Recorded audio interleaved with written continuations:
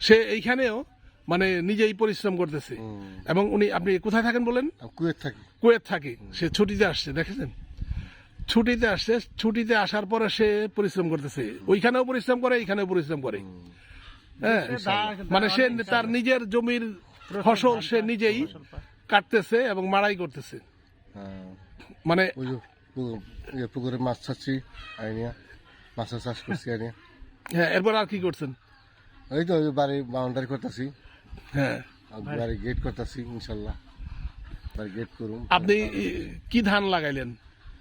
আমি ধান হলো 11 হ্যাঁ, ওইগুলা আপনার সব কাটা হয়ে গেছে? না, কাটা হয় নাই, কেবল শুরু করছি। কত মন ধান পাবেন অনুমান?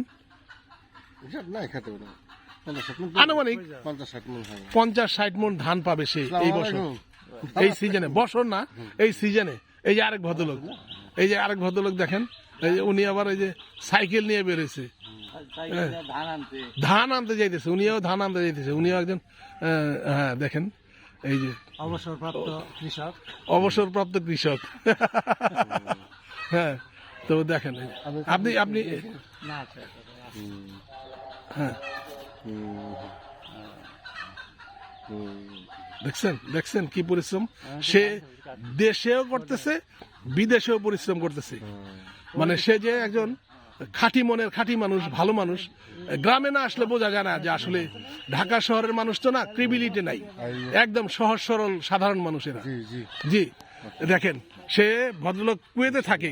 আপনি কুয়েতে কি করেন? আমি কারেন্টের অফিস। হ্যাঁ, এই যে বিদ্যুতের অফিসে উনি জব করেন।